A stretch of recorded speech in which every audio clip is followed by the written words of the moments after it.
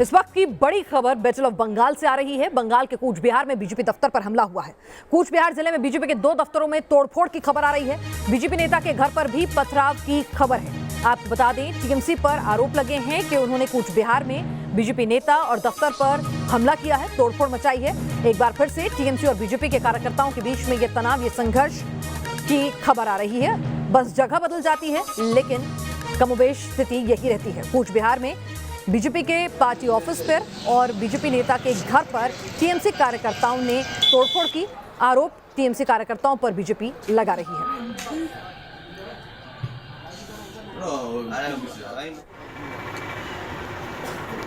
आप तस्वीरें देख रहे हैं किस तरह से दफ्तर में और घर में तोड़फोड़ मचाई गई।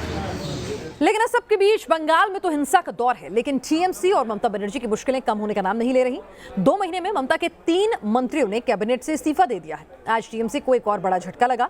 ममता सरकार में मंत्री राजीव बनर्जी ने भी इस्तीफा दे दिया है।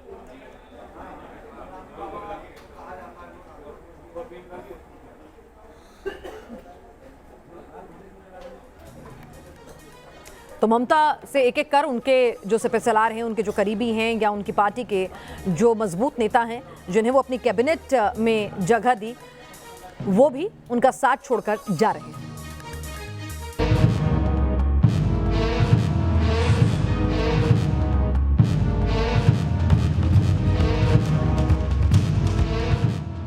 पहले शुभेंदु अधिकारी, फिर लक्ष्मी रतन शुक्ला और अब राजीव बनर्जी।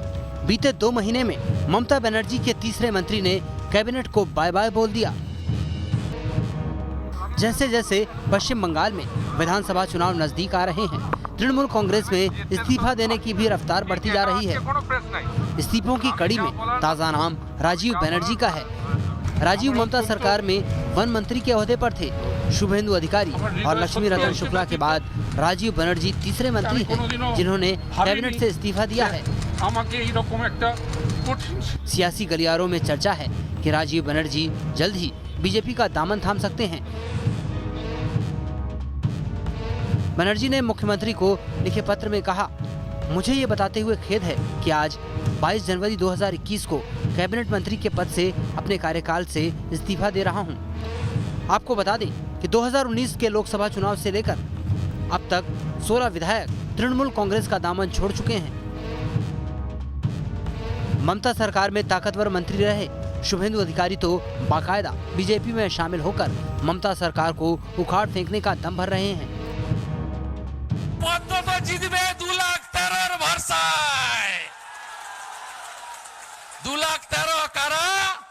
जय श्री राम बोले जा रहा, जय जय श्री राम, जय जय श्री राम, जय जय श्री राम।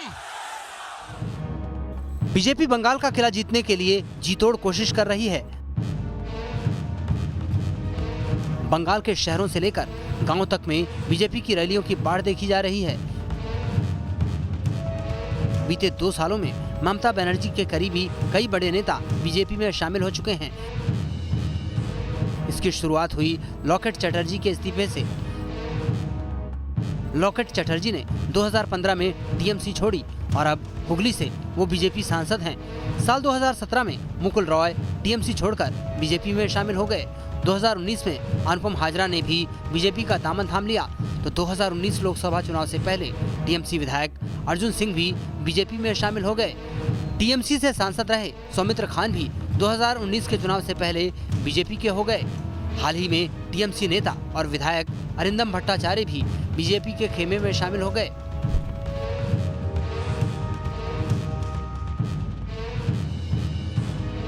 पीएम नरेंद्र मोदी के बंगाल दौरे और इसी हफ्ते होने वाले अमित शाह के दौरे से पहले बंगाल में सियासी उबाल देखा जा रहा है। ऐसे में अगर कुछ और टीएमसी नेता बीजेपी में शामिल हो जाएं, तो बड़ी बात नहीं होगी।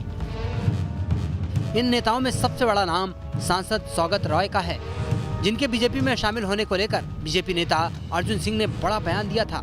हालांकि खुद सौगत रॉय ने बीजेपी में शामिल होने की किसी भी संभावना से इनकार किया था। आने वाले 4 महीने के अंदर बंगाल विधानसभा का चुनाव होना है। इसका नतीजा है कि सभी दल सियासी गुणागणित में लगे हैं और राजनीतिक भविष्य को देखते हुए नेता भी उछल कूद करने में जुट चुके हैं। बंगाल में बीजेपी किला फतह करने के लिए कुनबा बढ़ाने में जुटी है तो टीएमसी कुनबा बचाने में। Team news nation.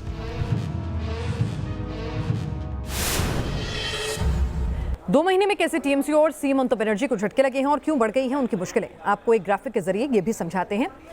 आपको बता दें कि ममता बनर्जी को एक एक कर उनके मंत्री जो है इस्तीफा दे रहे हैं। ममता के एक और मंत्री ने इस्तीफा दिया है, राजीव बनर्जी का इस्तीफा है।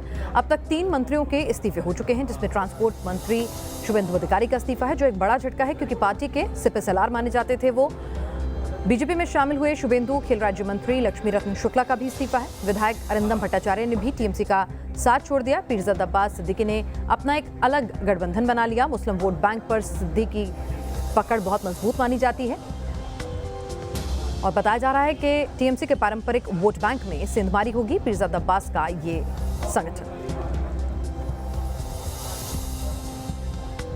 और आइए अब आपको दिखाते हैं क्या कुछ कहा राजीव बनर्जी ने पार्टी से अलग होने के बाद। এত মানসিকভাবে আমি আঘাত পেয়েছি, আমি কোথাও ব্যক্তিগত আক্রমণ কাউকে করিনি এবং আজকেও বলে যাচ্ছি যতদিন বেঁচে থাকবো কারণ কোনো ব্যক্তিগত কুৎসা ব্যক্তিগত আক্রমণ আমি করব না। যারা যেটা করছেন তারা যদি তাদের বিবেক থেকে ভালো মনে করেন তারা নিশ্চিতভাবে করতে পারেন। আমি আমার কাজটুকু করে যাব, কিন্তু এই আঘাত এই ক্ষত একটা আমার মনে এমন একটা দাগ ফেলেছে যার কারণ আমি আজকে এই কঠিন সিদ্ধান্ত, হয়তো আমারও খুব খারাপ লাগছে, অস্বীকার করছি না। আমি নিজে অত্যন্ত ভগ্ন হৃদয় যে এইরকম একটা সিদ্ধান্ত আমায় নিতে হয়েছে, কিন্তু আমি